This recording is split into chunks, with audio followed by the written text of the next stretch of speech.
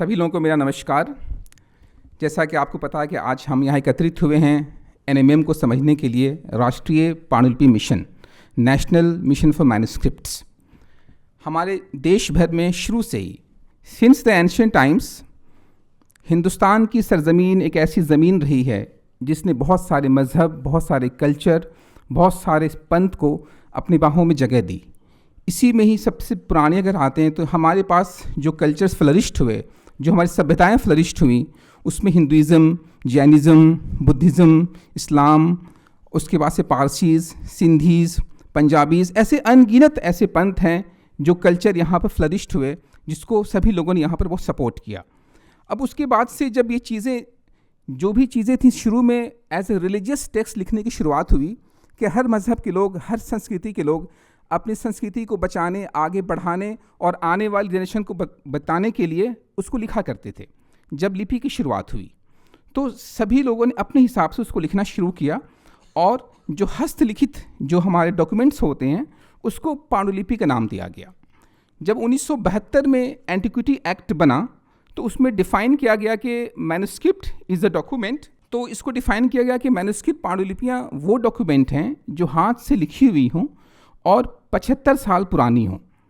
इसमें ये बात सामने आई कि जब एंटीक्विटी एक्ट बना 1972 में, उस टाइम से 75 साल, तो around 125 years of document which is handwritten is called manuscript. और इसमें नॉलेज कंटेन होना चाहिए। अब इसमें थोड़ी सी अगर हम पीछे जाते हैं तो पता चलता है कि हमारे जो फोर फादर्स हैं, परदादा हैं, दादा हैं, परदादा हैं, उन्होंने जो ख़त भी लिखा अपने लोगों को, उसमें कहीं ना कहीं समाज का, संस्कृति का, इकोनॉमी का, फिनांस का, फ्रीडम मूवमेंट का, सोशल स्ट्रक्चर का हमको वहाँ पर कहीं ना कहीं छायांकन मिलता है। तो जो डॉक्यूमेंट्स हमारे फोर फादर्स ने लिखे अपने रोज़मर्रा ज़िंदगी में भी, उसमें भी काफ़ी चीज़ें हमें इस्तेमाल में आती हैं।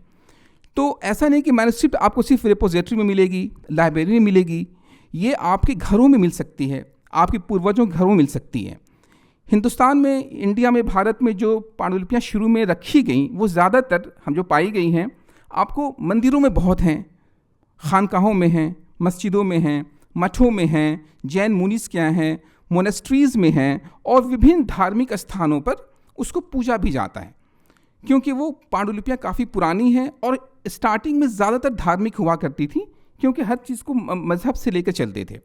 जैसे जैसे समय गुजरता गया, उसके बाद से जो लिखना शुरू हुआ पद्धति, उसमें आपको साइंस है, टेक्नोलॉजी है, मैथमेटिक्स है, आयुर्वेद है, हिस्ट्री है, ऐसी बहुत सी जो साइंटिफिक एडवांसमेंट हुई, उस पर काफ़ी हमारे यहाँ पर पांडुलिपियाँ लिखी गई, जिसका आज इतना रिलेवेंस है कि उसका रिसर्च आज इंडिया में भी होता है और इंडिया से बाहर भी होता है।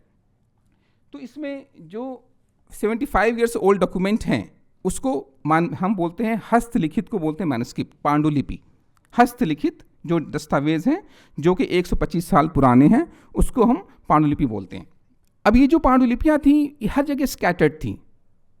बहुत सी पांडुलिपियाँ जो हैं लाइब्रेरीज़ में रही हैं, आर्काइव्स में रही हैं, विभिन्न शोध संस्थाओं में रही हैं। ऐसी कोई संस्था नहीं थी 2003 तक जो इन सभी पांडुलिपियों को एक छत के नीचे ला सके।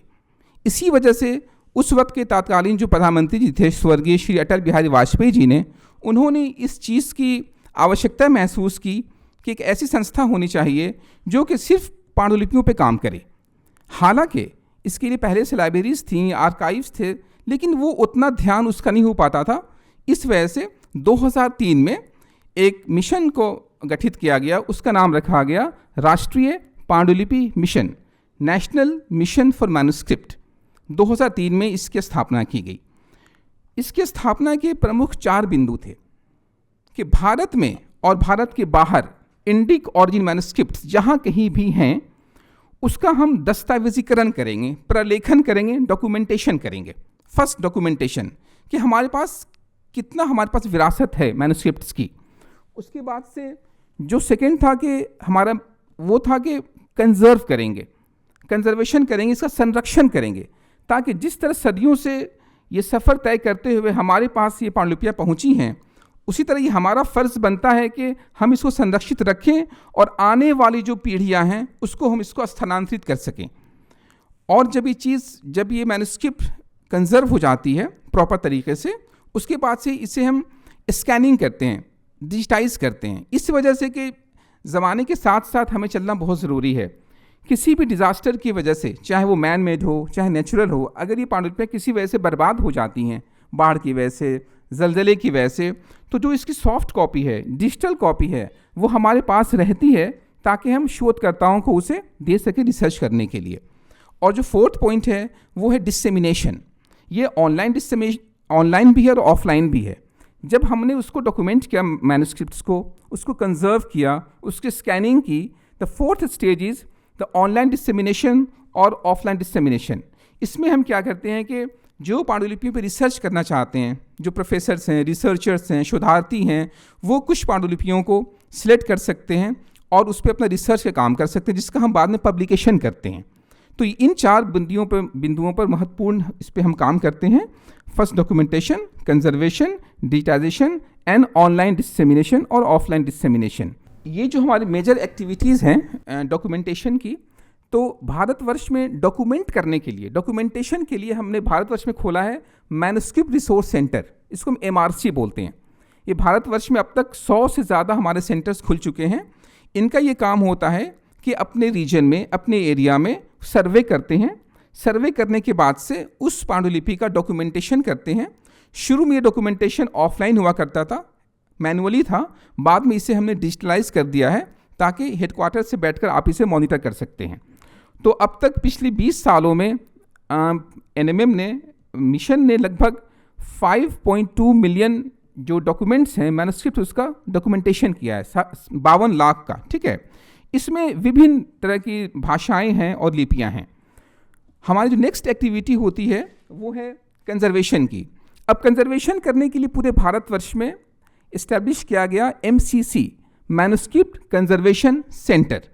इसका काम ये है कि जो मैन्युस्क्रिप्ट डॉक्यूमेंट हो गई हैं, सर्वे हो गई हैं, कैटलॉगिंग हो चुकी है, अब उसका वो कंजर्वेशन करते हैं कि इसको किस तरह की ट्रीटमेंट की ज़रूरत है। कई बार अगर पांडुलिपियों का रख रखाव अच्छा किया गया तो उसमें हल्की फुल्की परेशानियां होती हैं जो कि प्रिवेंटिव कंजर्वेशन से पूरी हो जाती हैं। और अगर कोई पांडुलिपि बहुत ज़्यादा डैमेज हो चुकी है तो उसको क्यूरेटिव किया जाता है, जिसको अगले सेशन में डॉक्टर कीर्ति जी डिटेल से बताएंगी। ठीक है, थर्ड है डिजिटाइजेशन। अब यह है कि जब स्कैनिंग होती है डॉक्यूमेंट्स की तो इसमें एक MOU साइन किया जाता है कि स्कैनिंग करने के बाद से एक कॉपी जो है वो उस रिपोजिटरी के पास रहेगी या उस इंडिविजुअल के पास रहेगी या लाइब्रेरी के पास रहेगी और एक कॉपी NMM के पास रहेगी, ताकि किसी कारणवश अगर ये जो स्कैन इमेजेस हैं, डिजिटल कॉपीज़ हैं, किसी वजह से पर्सनल पोजीशन में या लाइब्रेरी में होने की वजह से डैमेज हो जाती हैं तो एक कॉपी हमारे क्लाउड सर्वर में सेफ रहती है, ताकि हम उनको दोबारा उसको फेच कर रिट्रीव करके उनको दे सकें। उसके बाद से हमारी जो एक्टिविटी है वो है, हमारे वर्कशॉप्स होते हैं, इसका नाम है पैलियोग्राफी एंड मेथोडोलॉजी कोर्स जो होता है। इसमें क्या होता है कि हम इसमें विभिन्न लिपियों को, भाषाओं को चूज़ करते हैं और उसमें ट्रेनिंग देते हैं।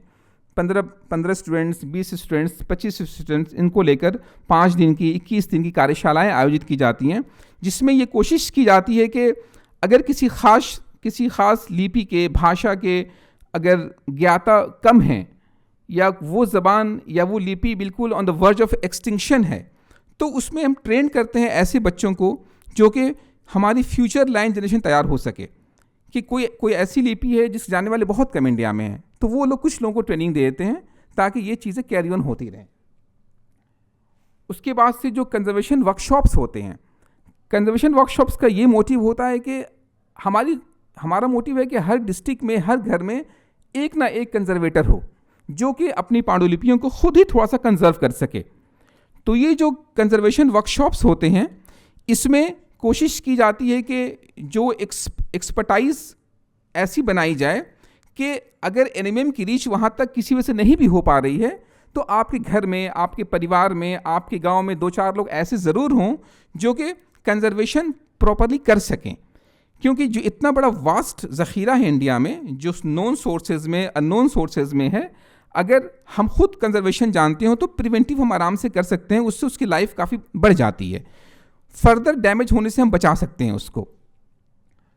उसके बाद से जो पांडुलिपियाँ हम चूज़ करते हैं, जो रिसर्चर्स शोधार्थी चूज़ करते हैं अपने हिसाब से, आयुर्वेद के हों, मैथ्स के हों, ठीक है, इकोनॉमी पे हो, किसी भी चीज़ पे हो, तो उसका वो क्रिटिकल एडिशन 4-5 मैसेज को लेकर जो एडिशन आता है, उसके लिए हम पब्लिकेशन में हम सहायता भी करते हैं। तो उससे क्या होता है कि ये एक तरह से मोरल बूस्ट होता है स्कॉलर्स के लिए भी, कि हमें यहाँ से कुछ फंड भी मिल जाता है और एक पब्लिकेशन भी आ जाता है।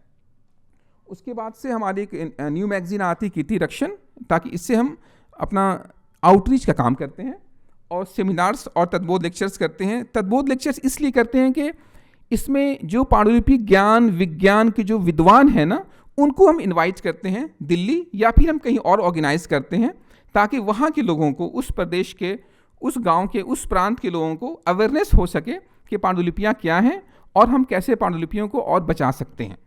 ये एक हमारी एक्टिविटी है जिसमें हम डिटेल्स आपको दिया है कि जो मैन्युस्क्रिप्ट्स को कंजर्व किया जाता है, वो कंजर्वेशन करने के बाद से जैसे एक रिपोजिटरी है, तो हम उसी रिपोजिटरी में ये काम करते हैं।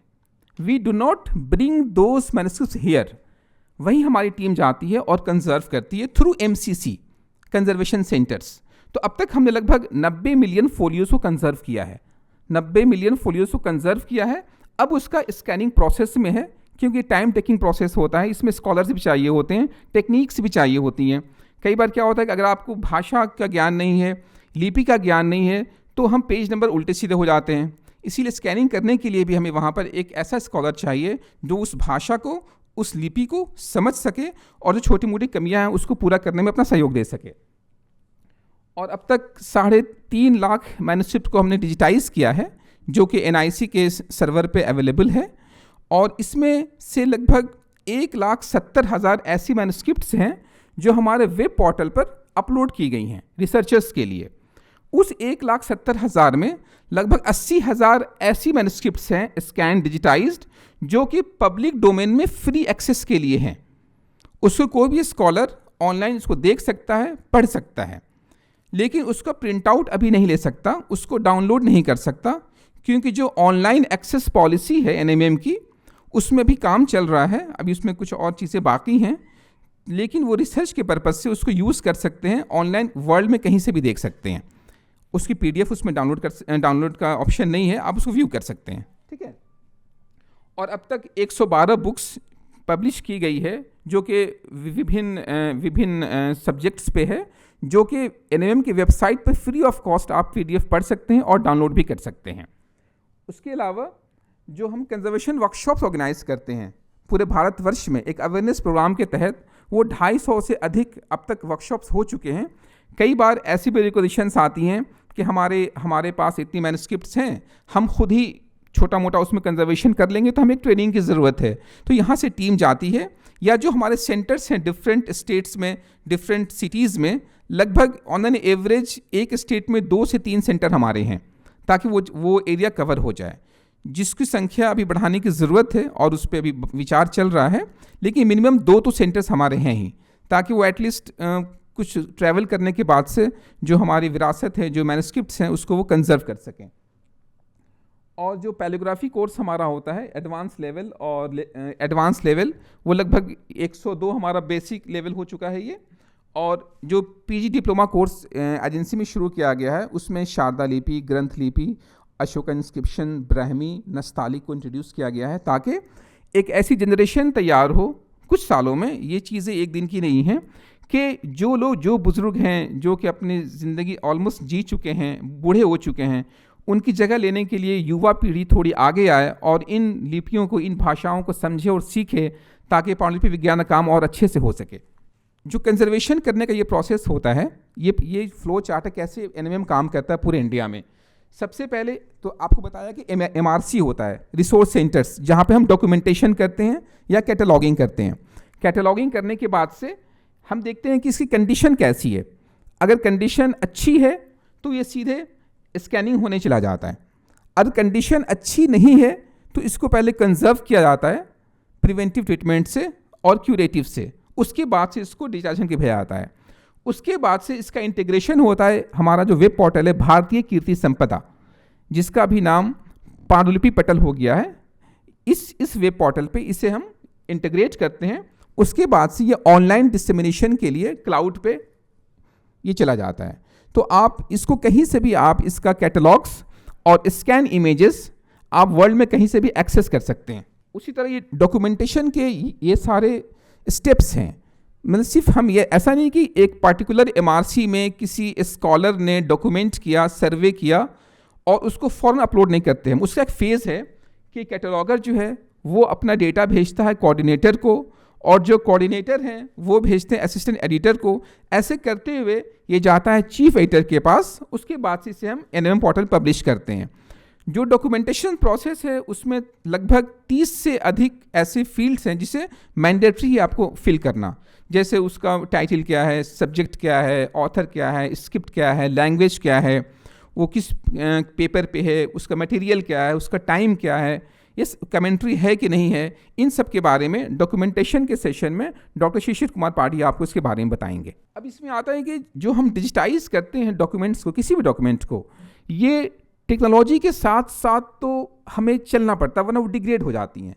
सबसे पहले जब वक्त था तो कंप्यूटर आया, डिस्क आई, फिर उसके बाद से वो आपको हार्ड डिस्क आई, सीडी आई, डीवीडीज आई, पेन ड्राइव आई, ऐसे फिलहाल LTO टेप्स आया हुआ है। तो LTO टेप्स ऐसी एक यंत्र है, टूल है, जिसमें काफ़ी TB, GB, टेराबाइट उसमें सेव हो जाता है। तो हमें टेक्नोलॉजी के साथ साथ थोड़ा आगे बढ़ना पड़ता है। कोई चीज़ अगर हम DVD में हमने सेव किया 2005 में, उसे कन्वर्ट करने की ज़रूरत है प्रेजेंट टेक्नोलॉजी में। अदरवाइज़ अगर हम 10 साल बाद, 5 साल बाद अगर उसी डॉक्यूमेंट को हम ओपन करते हैं तो कई बार उसमें 20%, 10%, 5% जो डॉक्यूमेंट्स हैं डिजिटल, उसके डिस्ट्रॉय होने की बहुत चांसेस होते हैं। इसीलिए हर डेटा को टाइम के हिसाब से अपग्रेड करने की ज़रूरत होती है। अभी फ़िलहाल ये हमारे जो डॉक्यूमेंट्स होते हैं स्कैनिंग वाले, डिजिटाइज वाले, ये टिफ फाइल में, PDF फाइल में, रॉ फाइल में, 3 फाइल में सेफ रहते हैं। ठीक है, तो PDF फाइल हम अपलोड करते हैं इस पर अपने क्लाउड पे, और टिफ और रॉ अपने पास रखते हैं ताकि उसको फ्यूचर में हम अदर के साथ पे इसको हम और बेहतर कर सकें।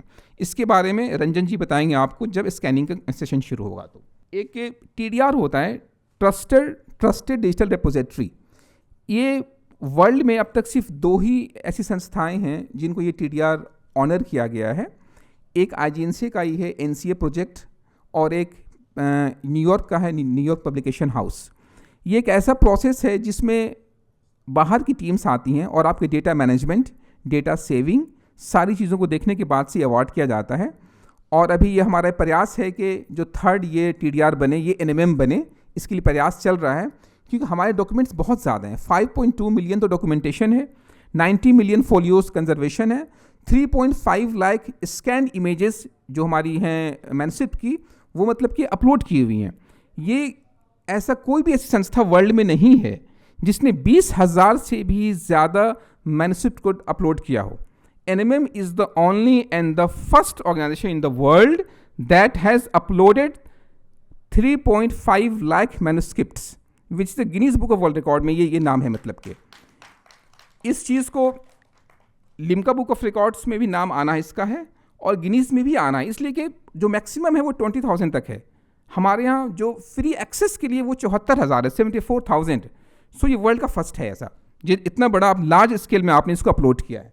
ये आपसे डेटा शेयर करना था कि अब तक हमने इतने पेजेस का डॉक्यूमेंटेशन किया है, क्योंकि जो 3.5 लाख हम मैनस्क्रिप्ट बोलते हैं, ऑन एन एवरेज 90 से 100-150 पेज होते हैं एक मैनस्क्रिप्ट्स में।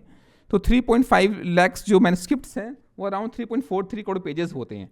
ठीक है, और इसमें से ये जो LTO टेप्स में बैकअप लेने की कोशिश की जा रही है, ये प्रोसेस में है ये, ताकि जो आगे टेक्नोलॉजी सबसे लेटेस्ट जो है वो LTO टेप्स है, सबसे सेफ। मतलब कि कुछ LTO टेप्स में आप बहुत सारा डेटा लेकर कैरी कर सकते हैं।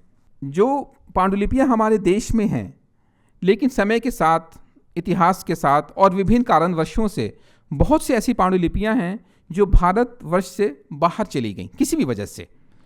तो NMM ने ये सोचा कि एक ऐसा डायमेंशन इंटरनेशनली हो जो कि इंडिक ऑरिजिन मैन्युस्क्रिप्ट्स को वापस लाने की कोशिश हो किसी फॉर्म में।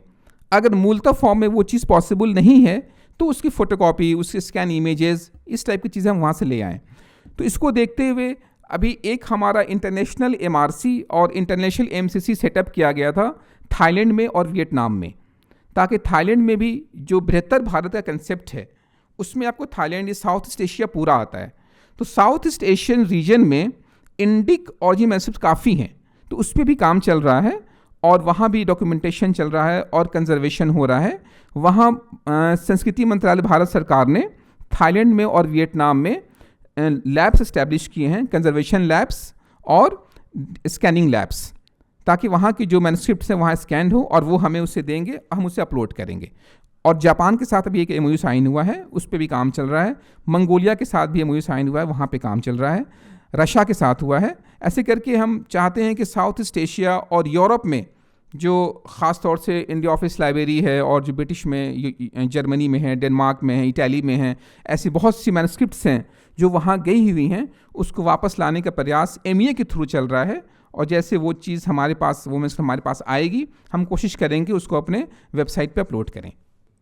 NMM को भारत सरकार ने एक ऐसा काम दिया था जो कि बुद्धिज़्म के लिए जो कैनोनिकल बुक्स होती हैं वो उस लिहाज से था। उसको बोलते हैं Mongolian Kanjur. Mongolian Kanjur is the most secret scripture for the Buddhism. तो ये जब वहाँ पर जब टर्बुलेंस शुरू हुआ, वहाँ पर केओस शुरू हुआ, तो लोकेश चंद्रा के जो पिताजी हैं रघुवीर जी, वो वहाँ से कुछ कॉपीज़ लेकर आए थे स्कैन करके। तो उसका रीप्रिंटिंग यहाँ शुरू हुआ है NMM में, ताकि अभी हमने क्या किया है कि लगभग 75 मोनेस्ट्रीज़ में, डिफरेंट मोनेस्ट्रीज़ में, रशिया के और मंगोलिया के, मंगोलियन कंजूर को वहाँ गिफ्ट किया गया है। तो मंगोलियन कंजूर जो है ये वहाँ के लिए बहुत पवित्र, बहुत पाक और बहुत इज़्ज़त की चीज़ है, जो कि हम लोग भारत सरकार ने MEA के through, ministry of culture, MEA, IGNC, NM ने मिलकर ये काम शुरू किया है कि वहाँ के डिफरेंट मोनेस्ट्रीज़ पे ये तोहफ़ा किया जाए और उसका वहाँ पर रिसाइटेशन भी होता है। अभी जो हमारे पास जो मैन्युस्क्रिप्ट्स का हमारे पास डेटा है, जो डेटा हमारा मास्टर डेटा है, उसके अकॉर्डिंग इन सभी भाषाओं में और लिपियों में हमारे पास पांडुलिपियाँ हैं। इसमें ऐसा भी है कि कुछ भाषाओं में, कुछ लिपियों में 1 लाख से ऊपर भी हैं, किसी में 10, 12, 15 भी हैं।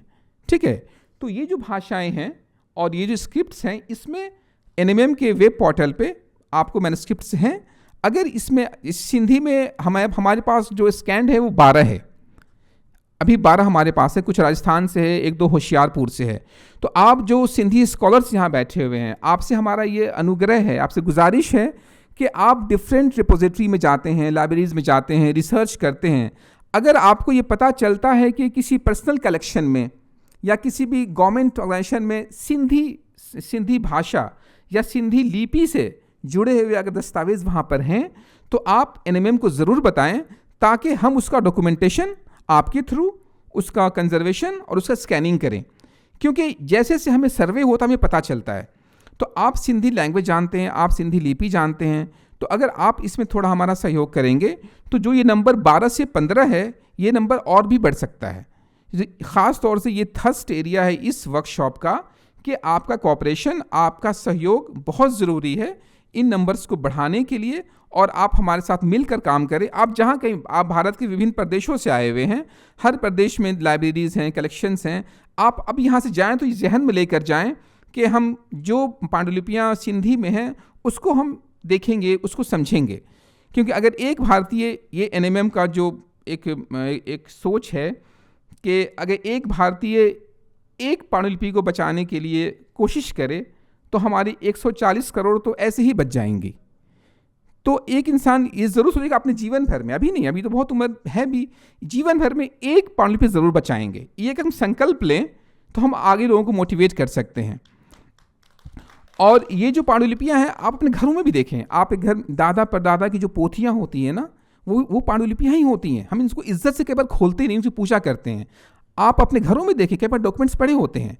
आप जब पंचायत में जाते हैं, जो ऑनलाइन जो अवेयरनेस प्रोग्राम है, उसमें क्या होता है कि जब अवेयरनेस में NMM के स्टाफ बताते हैं कि अच्छा पोथियों को पांडुलिपि बोलते हैं, तो वो कोई बोलता है बीच से उठ कर, हाँ मेरे परदादा की एक छोटी सी ये है, उसके अंदर कुछ रखा हुआ है।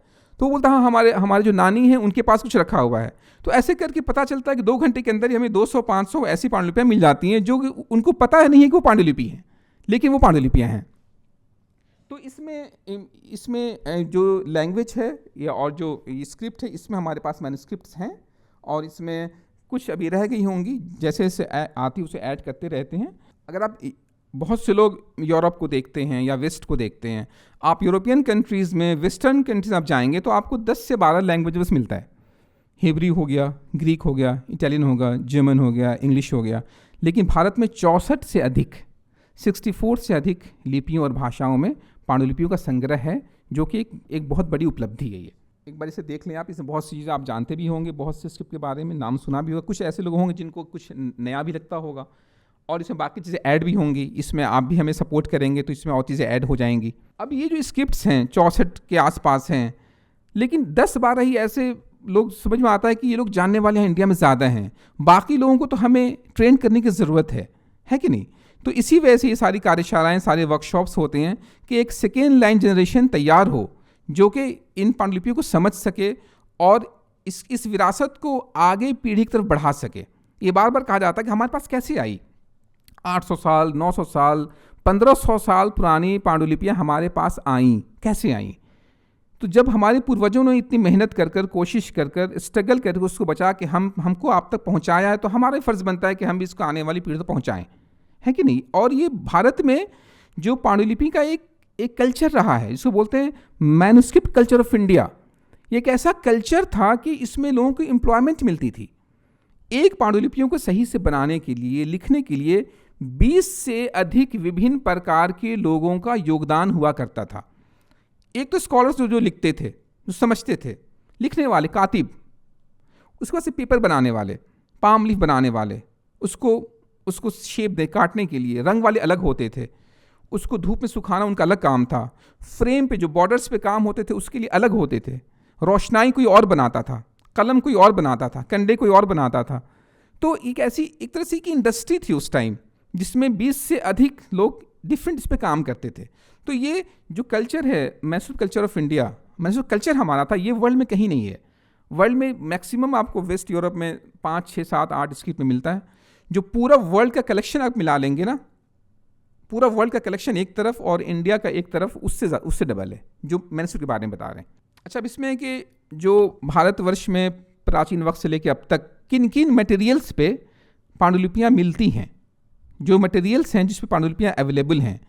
आप हमारे वेबसाइट पे जब जाएंगे भारतीय कृषि संपदा पे, तो उसमें एक ऑप्शन है मटेरियल्स। तो मटेरियल्स में सारी चीज़ें शो करती हैं। तो इन मटेरियल्स में इसमें कुछ चीज़ें तो अब विलुप्त होती जा रही हैं, और कुछ चीज़ों पे अब जैसे कि इसमें आप देखेंगे डियर स्किन है, ये तो अब अलाउ नहीं, लेकिन जब वक्त था तो डियर स्किन पर भी लोगों ने पांडुलिपियाँ उस पर लिखी हैं। तो ये सारे मटेरियल्स जिस पर आपको मिल सकता है। ऐसा नहीं कि आप कहीं जाएँ तो आप सिर्फ कागज़ ही ढूंढें, कपड़ों में, शॉल्स में, रुमाल्स में, ठीक है। और ये डिफरेंट मटेरियल्स में भी आपको सिंधी भाषा में, सिंधी लिपि में आपको कुछ लिखा हुआ मिल सकता है। जैसे कि जब फ्रीडम मूवमेंट हुआ, ये टर्मोइल का एरिया था, ये ख़ास तौर से उसमें बहुत सी भाषाओं में कोड वर्ड में लिखा गया।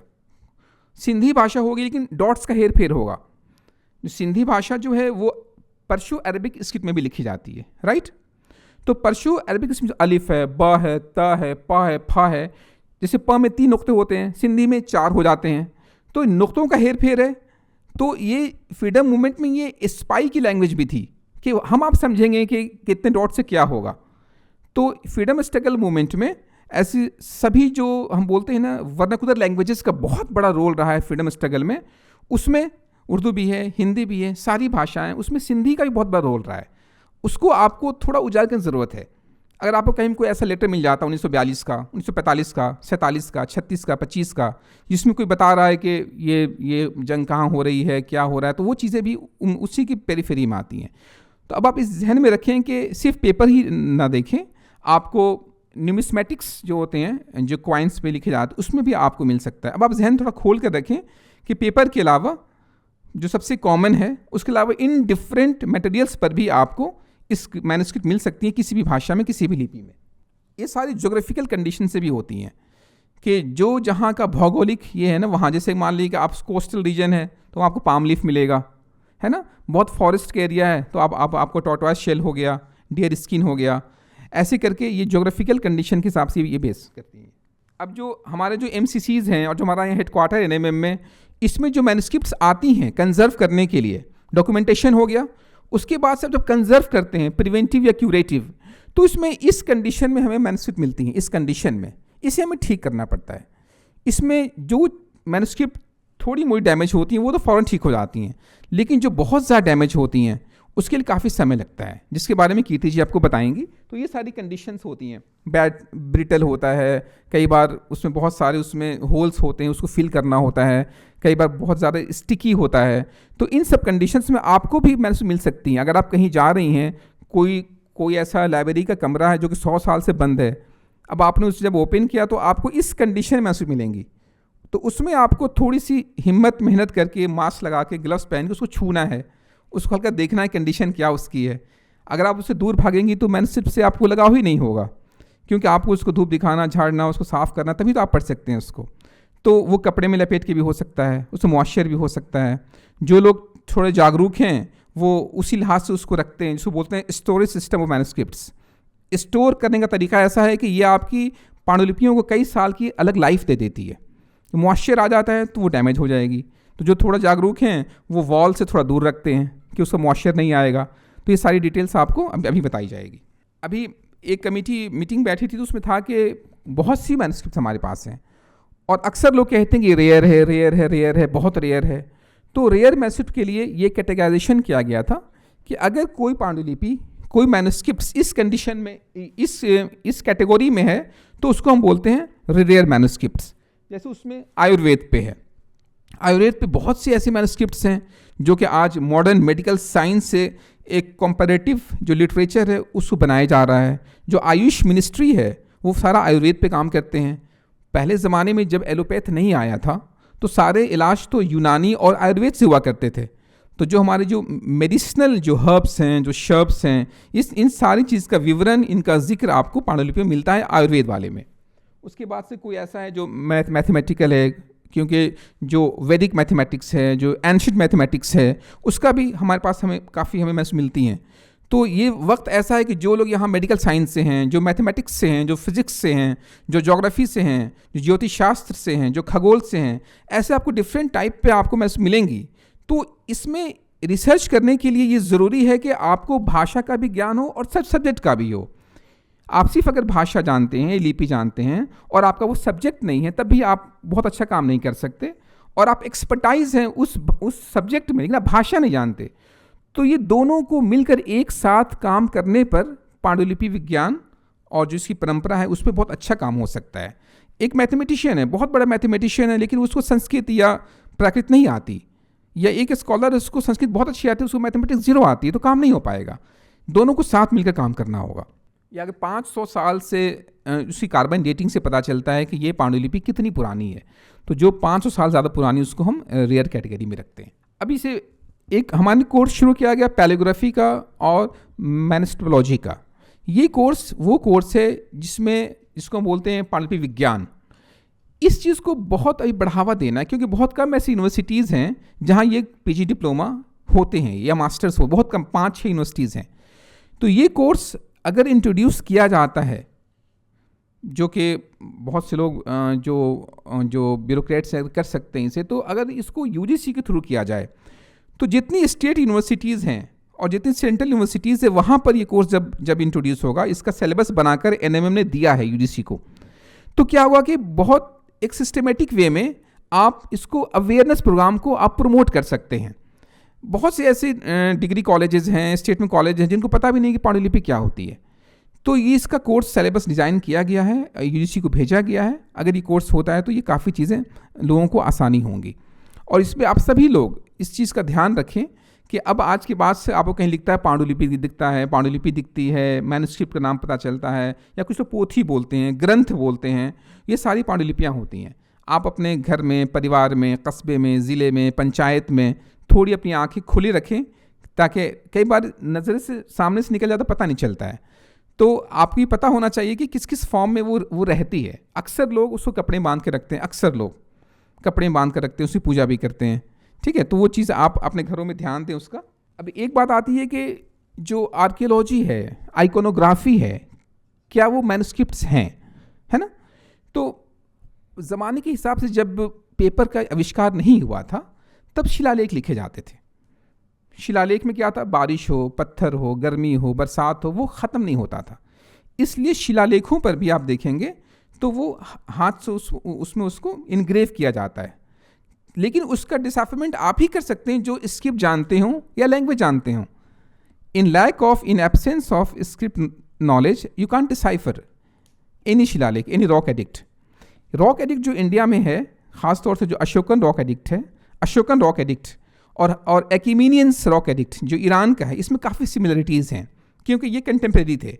एक्यूमेनियंस एंड मौर्य जो थे वो जो थे अपने वक्त के ही थे वो. तो रॉक एडिक्ट्स पे जो लिखा गया है ना, वो भी एक तरह से मैन्युस्क्रिप्ट ही है. उसको डिसाइफर करना ये आपका काम है, ये स्कॉलर्स का काम है. जो हिस्टोरिकल मोनूमेंट्स हैं, आप जाएंगे दिल्ली में या दिल्ली से बाहर, तो विभिन्न भाषाओं में, विभिन्न लिपियों में आपको मोनूमेंट्स पे आपको लिखा हुआ मिलेगा, कैलीग्राफी मिलेगी.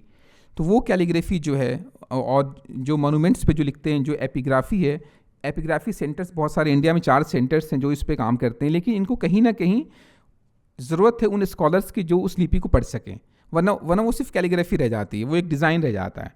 जैसे आप कुतुब मीनार जाएंगे तो वहाँ भी आप देखेंगे कैलीग्राफी लिखी हुई है, अरबिक कैलीग्राफी वहाँ पर है, तो उसको डिसाइफर करना पड़ता है, उसके लिए आपको स्कॉलर की ज़रूरत है. तो ये एपिग्राफी जो हमारे 4 सेंटर्स फ़िलहाल हैं, एक साउथ चारों जोन में हैं, वहाँ पर स्कॉलर्स अवेलेबल रहते हैं और डिफरेंट स्क्रिप्ट्स के.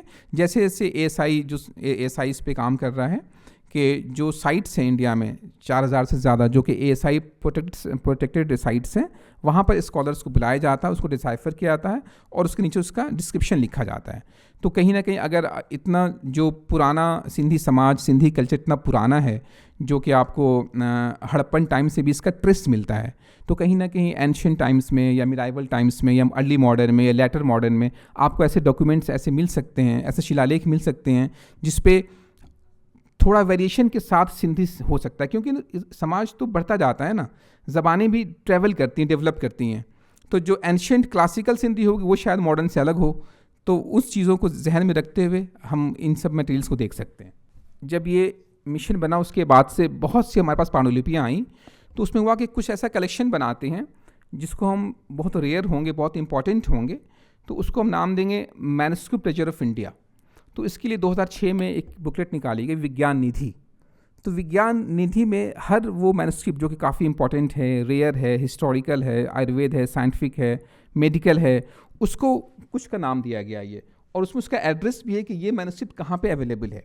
ये सर हमें रिपोजिटरीज़ हैं, है ना, हमारी जो सोसाइटी हैं कोलकाता, ऐसे हमारी रिपोजिटरीज़ हैं, हमारे सेंटर्स हैं, रिसोर्स सेंटर्स हैं, कंजर्वेशन सेंटर्स हैं. तो जब हम कंजर्वेशन करते हैं या डॉक्यूमेंटेशन करते हैं तो उनके साथ ही करते हैं, उनकी हम पांडुलिपियों को यहाँ लेकर नहीं आते. क्योंकि एक बहुत बड़ा भ्रम है कि सरकार चाहती है कि सारी पांडुलिपियाँ अपने पास ले ले, इसलिए लोग खुले दिल से मुलाकात नहीं करते NMM के स्टाफ से कि हमसे लेने आए, छीनने आए हैं.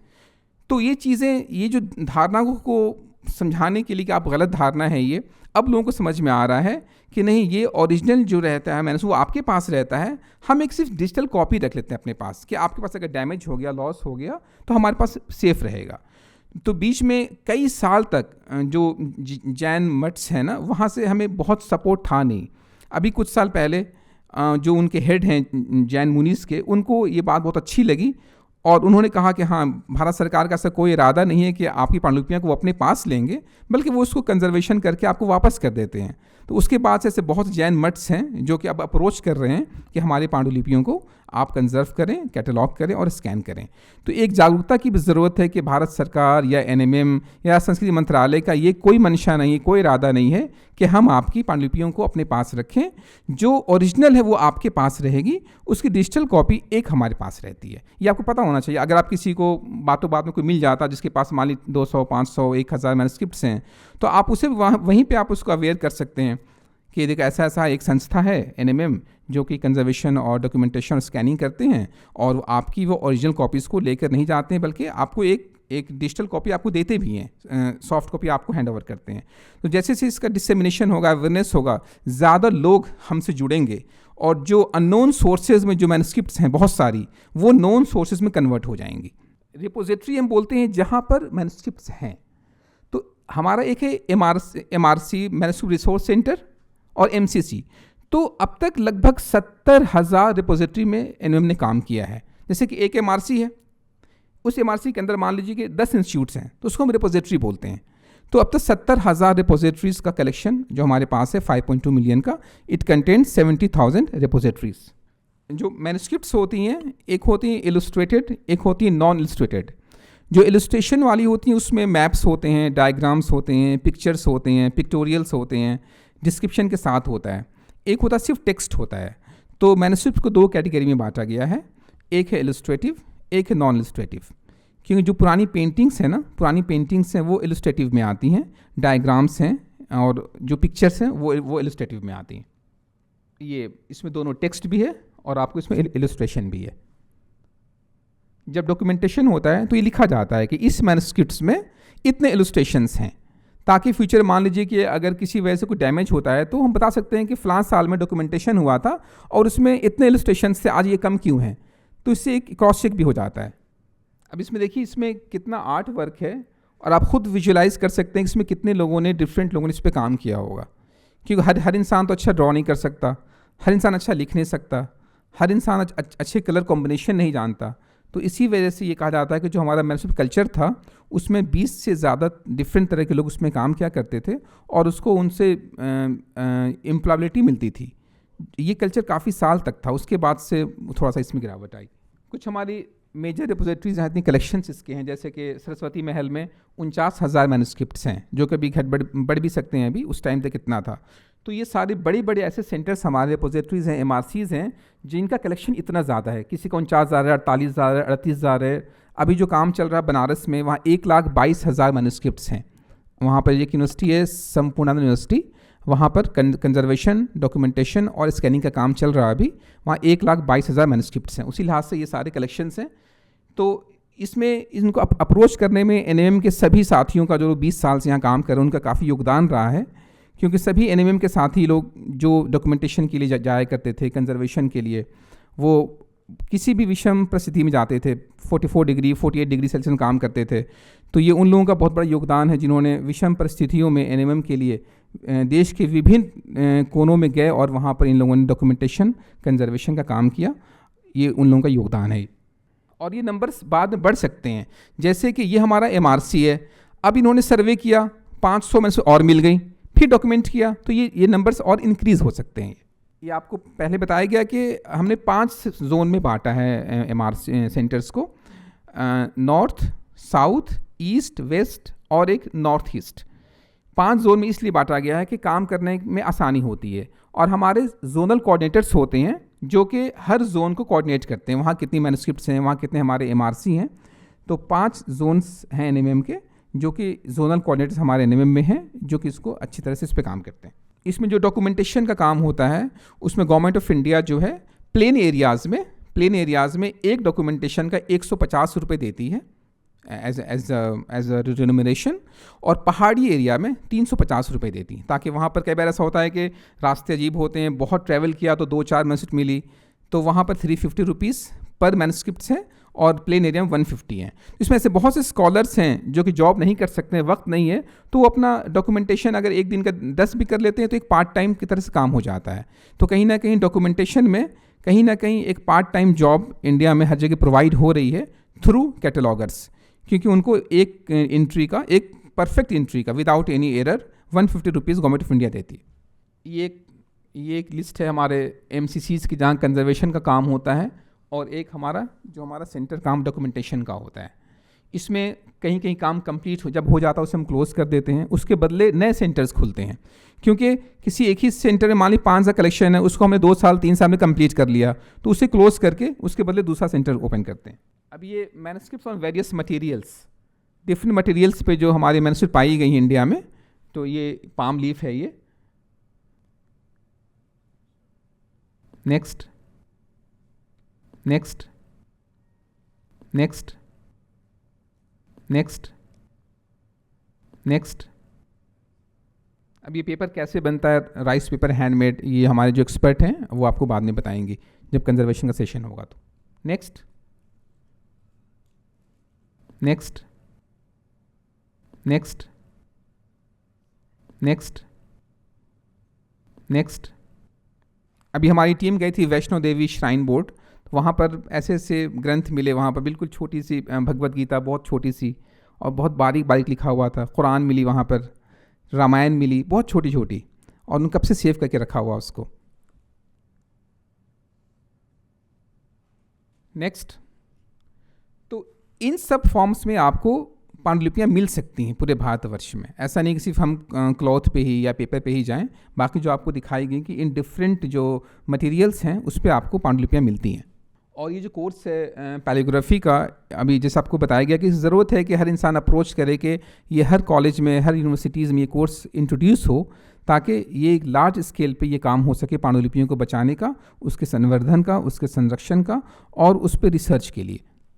अभी एक सवाल आता है कि हम पांडुलिपियों पे क्यों अपना वक्त लगाएं। अक्सर ये सवाल यूथ जनरेशन करती है, जहाँ पे आज के दौर में सभी लोग टेक्नोलॉजी में हैं, साइंस में हैं, इसमें हैं, इंजीनियर्स हैं, डॉक्टर्स हैं, बहुत कम लोग ऐसे हैं जो पांडुलिपियों पर आकर्षित हो पाते हैं। तो पूछते हैं सभी लोग कि इसमें क्या अपॉर्चुनिटीज़ हैं। तो अपॉर्चुनिटीज़ भी होती हैं, चैलेंजेस के साथ में आती हैं।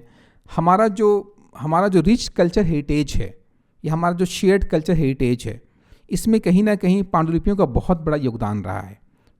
तो जो पांडुलिपियां हैं, जो रिसर्च हम कम से कम 1500 साल 16 साल का जो रिसर्च है, जो कि आपको एंशियंट टाइम में अगर शुरू करते हैं तो आपको ब्राह्मी, प्राकृति, अशोकन इंस्क्रिप्शन, संस्कृत, पाली, फिर मिडाइवल में आते हैं तो आपको अरबिक, उर्दू, फ़ारसी ये मिलता है। फिर आप अर्ली मॉडर्न में आते हैं तो बंगाली।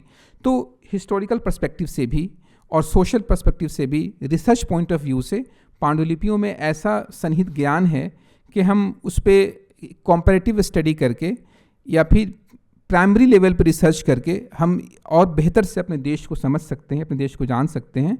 और ख़ास तौर से आयुर्वेदिक, यूनानी, मेडिसिनल हर्ब्स और शब्द जो ज्ञान है पांडुलिपियों में, उस पर रिसर्च करके हम कंधे से कंधे मिलाकर मॉडर्न टेक्नोलॉजी और मॉडर्न जो एलोपैथी उसके साथ भी काम कर सकते हैं। क्योंकि हर चीज़ का इलाज तो पहले होता ही था ना, बस उस टाइम यूनानी और आयुर्वेद थ्रू होता था, अब हर चीज़ एलोपैथी हो गई है। तो आज भी बहुत से लोग अब वापस जा रहे हैं, बैक टू बेसिक्स जा रहे हैं। बहुत से लोग आयुर्वेद को आज भी प्रेफर कर रहे हैं। तो इस पर जिनका सब्जेक्ट लैंग्वेज है वो इस पर आगे काम कर सकते हैं और एक अच्छा रिसर्च वर्क इस पर हो सकता है। नेक्स्ट